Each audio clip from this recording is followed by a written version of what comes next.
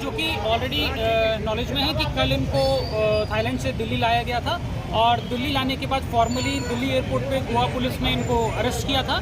Arrest करने के बाद जो कि दिल्ली ट्रांजिट रिमांड पे आज सुबह गोवा लाया गया।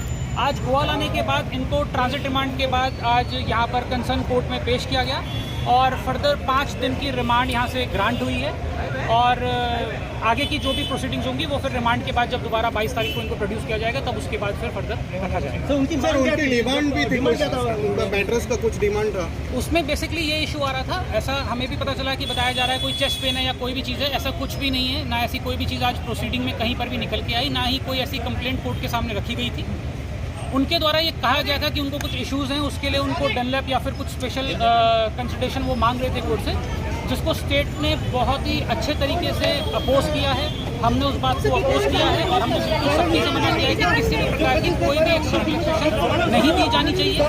और जहाँ पर ऑलरेडी 25 लोगों का परिवार है, जो मुस्लिम परिवार है और जो ट्रेजेडी हुई थी, उसको मद्देनजर रखते हुए कोर्ट ने भी इस बात का संज्ञान लिया है। लेकिन जब उनकी तरफ से बहुत ज़्यादा इस बात को प्रेस किया गया कि मेडिकल कंडीशन ठीक नहीं है, अच्छी नहीं है, ये नहीं है, और जब वो लोग इसको एक लेंथ पे लेके जा रहे थे, उस वक्त कोर्ट ने इस बात को कंसिडर करते हुए तुरंत स्टेट के अपोज करने पे री एग्जामिनेशन बोला और जो कि अभी उनका दोबारा से मेडिकल किया गया और जिसमें ये बात वहाँ से भी क्लियर हो गई है कि ऐसी किसी भी चीज़ की अभी उनको आवश्यकता नहीं है, जिसके बाद कोर्ट ने इस बात को कंसिडर करते हुए किसी भी चीज़ की कोई रिलैक्सेशन नहीं दी है और 5 दिन का रिमांड ग्रांट किया। और कुछ डिमांड था सर, और कुछ डिमांड था उनका? और नहीं, बेसिकली मेडिसिन और वो सब चीज़ें थी, लेकिन जो मेन जिस चीज़ पे वो लोग प्रेस कर रहे थे वो यही था कि उनको कंसिडरेशन मिल जाए, कुछ उनको स्पेशल सर्विसेज जैसे कि वो डनलप मांग रहे थे और ये सब चीज़ें हैं जिसके लिए क्लियरली कोर्ट ने मना कर दिया है। उनके बाद ज़्यादा प्रेस करने के बाद भी री एग्जामिनेशन मेडिकल भी करा लिया गया है, उसमें भी कहीं पर भी किसी भी प्रकार की ज़रूरत नहीं आई है,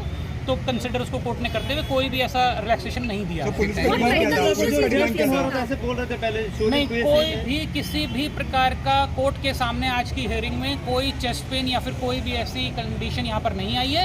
इवन कोर्ट में जब पेश किया था उससे पहले भी जब ये मेडिकल करा के ऑलरेडी पुलिस लेके आई थी, उसमें भी बिल्कुल फिट पाए गए हैं, किसी भी प्रकार की कोई भी मेडिकल उनको इश्यूज या फिर कोई भी ऐसी प्रॉब्लम नहीं निकल के। रिलैक्सेशन मांग रहे थे, both are fit and fine, perfectly.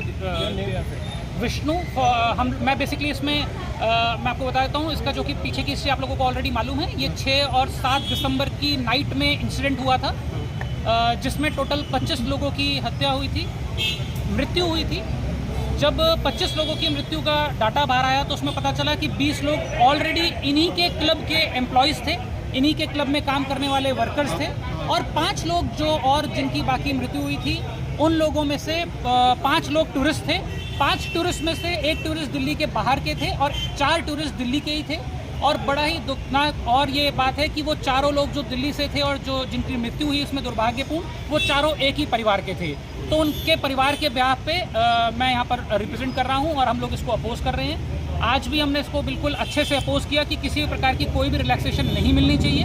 आगे भी जब भी जो भी उनकी प्रोसीडिंग्स चलेंगी हम लोग उसको बिल्कुल सख्ती से अपोज करेंगे और किसी भी प्रकार की कोई भी रियायत ना बरती जाए, इस बात के लिए हम लोग जो बेस्ट इंश्योर करा सकेंगे वो थ्रू प्रोसेस ऑफ लॉ कराएंगे। सर नाम आपका नाम विष्णु। अभी मोबाइल